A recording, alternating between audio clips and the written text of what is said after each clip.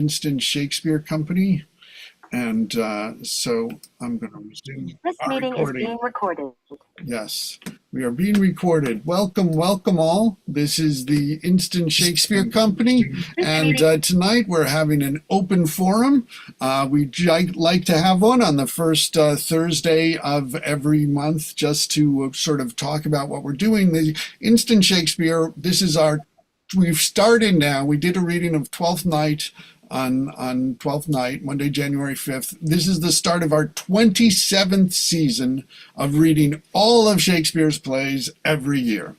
And so that means we've done over 1,000 Shakespeare readings, over like 1,200 readings altogether for when we do other readings and other events. And part of that is because we love Shakespeare, and so we want to share some Shakespeare. So that's one of the things we do with this open forum, and also is a way because for our 27th season, one of the goal is to let more people know about Instant Shakespeare and to welcome people in to listen to it, to enjoy and hear some Shakespeare, and also to participate and share some Shakespeare, because I think it is so important in these days that people are able to express themselves with words rather than guns, and so that's Shakespeare is really great at making you better at expressing yourself. And so we're gonna, if people are welcome now, just like if they want to share some Shakespeare and then like talk about if anything they want to talk about with the piece or whatever. And so do we have Jerry Lynn? I thought you had something you wanted to do. I'll do the nurse that I did this past week. Sure. Let me just. Okay. Faith, here it is. Romeo is banished, and all the world to nothing. He dares ne'er come back to challenge. Or if he do, it needs must be by stealth. Then since the case so stands as now done, I think it best you marry with the Count. Oh, he's a lovely gentleman. Romeo is a dish rag to him, an eagle, madam, hath not so green, so quick, so fair an eye as Paris hath. Shrew my very heart, I think you're happy in this second match, for it excels your first. Or if it did not, your first is dead. But 'twere as good he were as living here, and you no use of him. Great, thank you. That's such a such a great part, such a great play. I mean, we were talking about a lot of people really see Romeo and Juliet as like really, in a lot of ways, Shakespeare's great breakthrough play. That it really sort of was a big popular success, and also that, and I mean, because one of the things with a really good production of Romeo and Juliet is that until Act 3, Scene 1, it's like a comedy, if it's a good production, that there's a lot of fun, a lot of people having a lot of fun. This Mercutio is a great guy, and, and then, Nurse, yeah. Peter. Yeah. Peter, it's amazing that was Will Kemp. He played Peter. So you think there's probably was somewhat more to Peter than just that was there, because that was Kemp, and he was already, I mean, he was a star of the company at that point. I mean, he was probably at that point, he was probably the most well-known of the company. He was probably doing a lot of nonverbal stuff, like a lot of physical comedy and things like that. Mm-hmm. Yeah. So, but yeah, that was great. Thank you. Is there anything in particular about that you want to say, or what you like about the nurse? Or I think that she's a lot more practical and down to earth and not stupid. Like there are a lot of things that seem like non sequiturs, like Juliet can't wait. Well, tell me, what did he say? And she's going, did you eat lunch or something like that? Because the kid's going to go out and meet her husband. And if she hasn't eaten yet, and Juliet's going, what did he say? What did he say? And she's going, where's your mother? And of course, that also sounds stupid, but it's not, because if Mrs. Capulet is at the Friars, then that fucks the whole thing up. So there's a reason for everything she says, you know, it's very down to earth. And even the double meaning of case, because she says, well, since the case now stands as now it doth. I mean, case was genitalia. Juliet could be pregnant. Then they would really all be in deep shit. You know, so it's like there's all this nurse is very down to earth. It's like, I know you love that one. You can't have that one. This is a good one. Just go with it. You're not going to get better. You know, so it's a Yeah, lot there. it is. It's great. Yeah. Thank you. Does anybody else have anything they'd like to do or say? Well, I've got one that I like that I want to share. Then is this is from Iago from the very beginning of Othello, where he's talking to Rodrigo. Oh, sir, content you. I follow him, but to serve my turn upon him.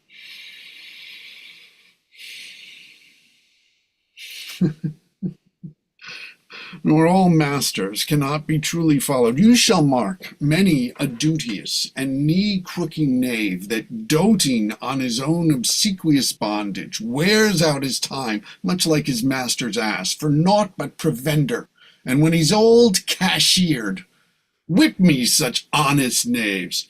Others there are who, trimmed in the forms and visages of duty, keep yet their hearts attending on themselves, and throwing but shows of service to their lord, do well thrive by them, and when they have lined their coats, do themselves homage. Now these fellows have some soul, and such a one do I profess myself. For, sir, it is as sure as you are Rodrigo. Were I the Moor, I would not be Iago. In following him, I follow but myself. Heaven is my judge, not I for love and duty, but seeming so for my peculiar end. For when my outward action doth demonstrate the native act and figure of my heart in compliment extern, 'tis not long after that I will wear my heart upon my sleeve for daws to peck at. I am not that I am. So it's so funny. I've been doing that piece forever. And it's like after I said the first line, I was like, "What the fuck? What's the next line?" And I forgot, and I just went to the next thing I remembered. I was scrambling to get to the text to give you a line. Yeah. I was like, but it's like, yeah, and because one of the things that I think is such for me, I've always Iago. I just really get him. I think, and not that I'm doing any of those sorts of things, but the way that people talk about him is that this play, I mean, what he says there, I am not that I am, you know, that for me, that when he's talking about the duteous and knee-crooking knave, he's talking about the way he's been. He's been the good soldier, the responsible guy, doing what he's doing, working hard, all his life, doing everything for Othello, and then Othello fucking promotes Cassio over him, you know? And that's when it's like, I mean, fuck this, I'm changing. Because the idea that that Iago was always the way he becomes in this play, I think is the big mistake. I mean, it's not like with Richard III. I mean, pretty much once we get to know Richard, yeah, he likes to kill people. And I mean, from that the whole speech after when the Lady Grey scene, you know, it's like, okay. But I think Iago that's why he did it, and that's why he hasn't been lying all of his life. I mean, because a lot of times they refer to him as Honest Iago. So this is a departure for him, and I mean because he doesn't even that's why he's able to get away with it, and that's why it like also he doesn't really have a great end plan, you know, and so it all goes to shit. It's a great reminder of why the interesting characters in Shakespeare are what they are, because he writes them in ways that are not just layered, but orthogonal to each other. You know, it creates layers to the character that are contradictory within themselves. And that's what makes a human being. None of us are a linear I'm evil or I'm good. None of us are that. We are all entwined lattices of desires and motivations and external and internal pressures. And that's to me, that's one of the things that Shakespeare gets right. So many, the most interesting of Shakespeare's characters are as entwined as real humans are. Absolutely. And that they also, that there's so many different, I mean, different ways to interpret them and to play them. And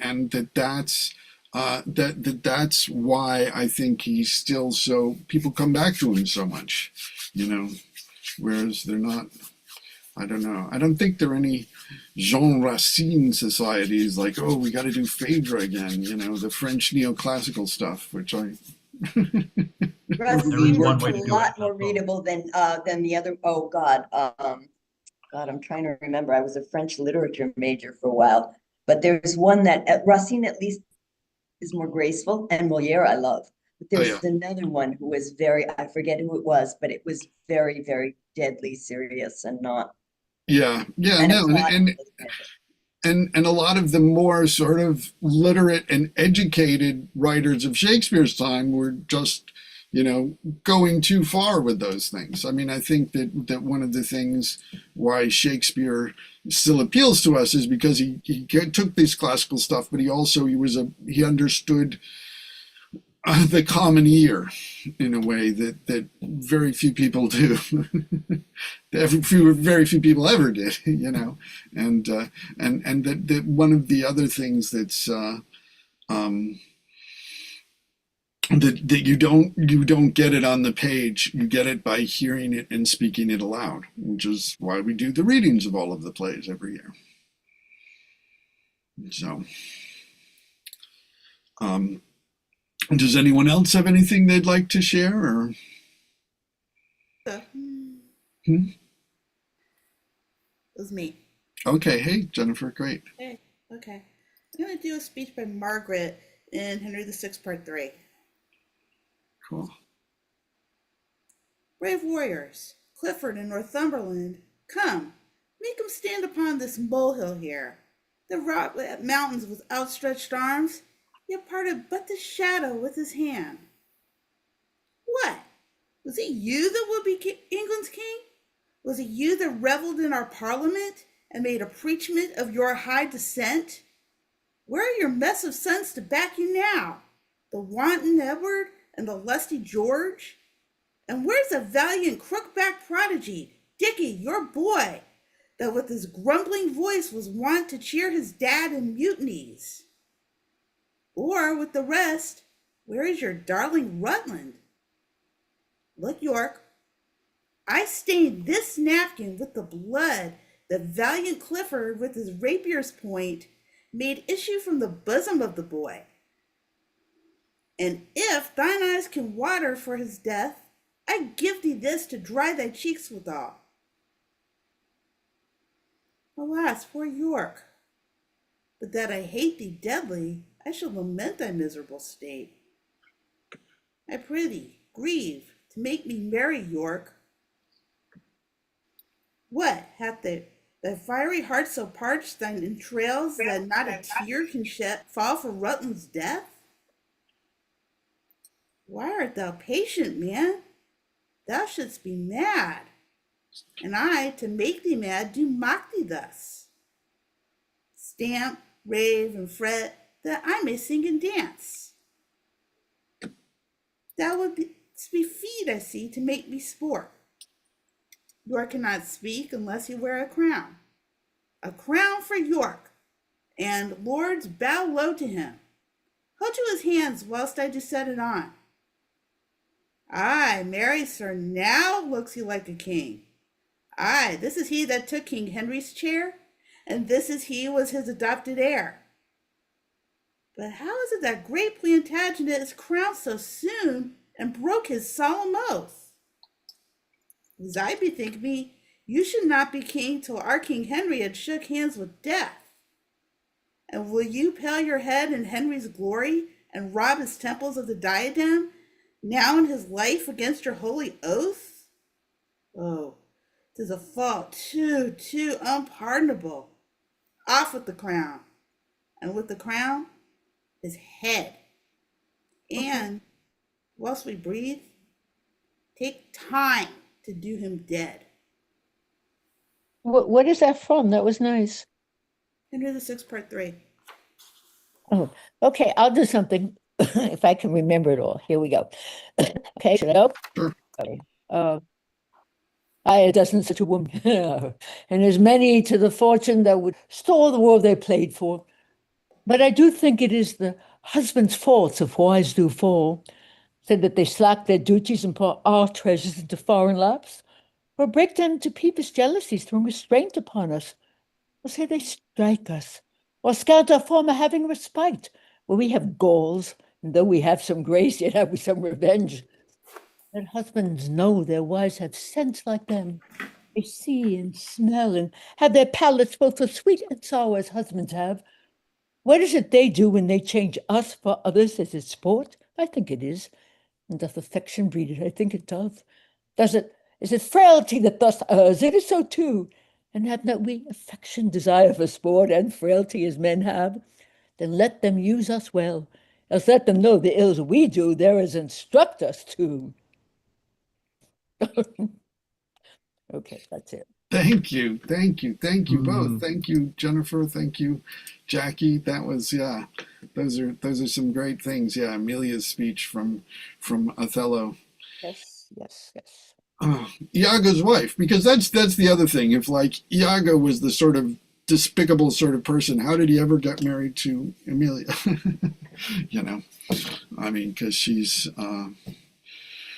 there and I mean bearing witness and telling the truth.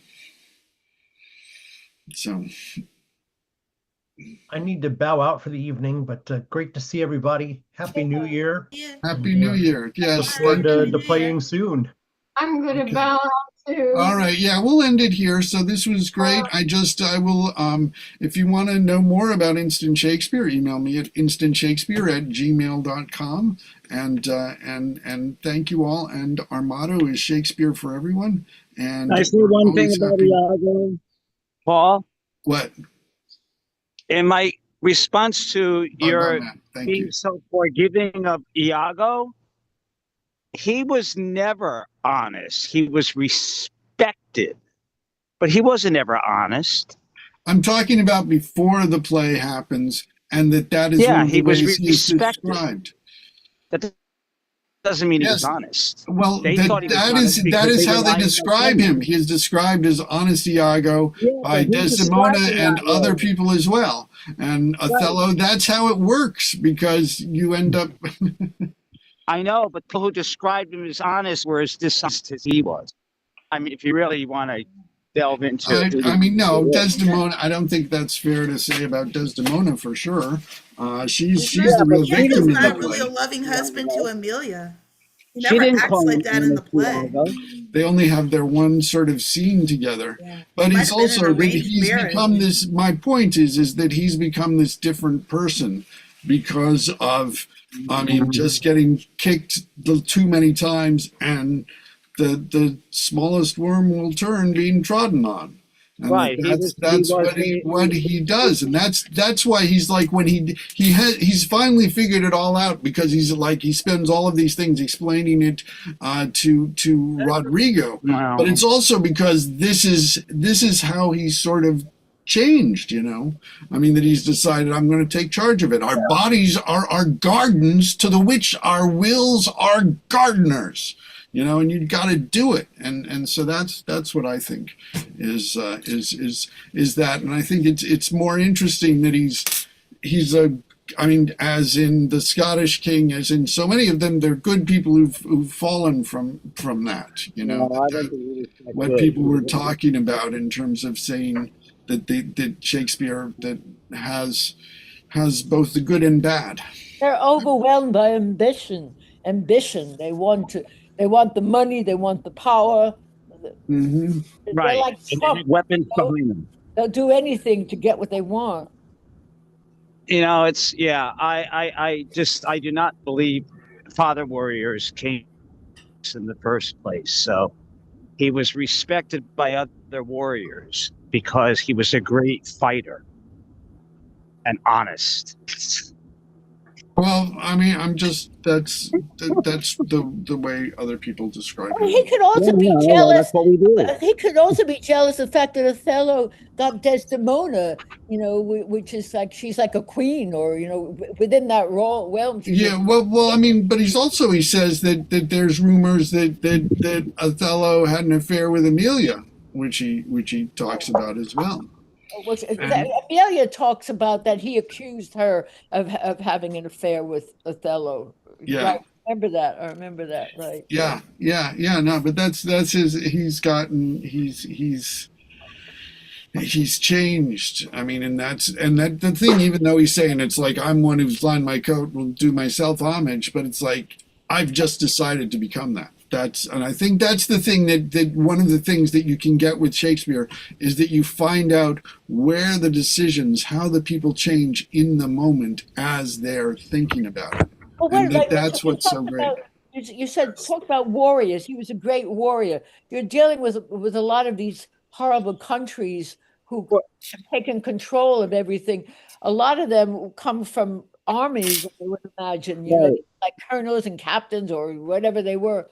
And it seems to be that warrior side, like Caesar, the fact that they're right. warriors seems to make them overly powerful. Coriolanus, all these people. In other words, Desdemona never refers to Iago as honest. It's the warriors who call him honest Iago. Who calls him honest Iago? Cassius? I will try and look it up. Let me see. Cassius calls him honest Iago. And Rodrigo.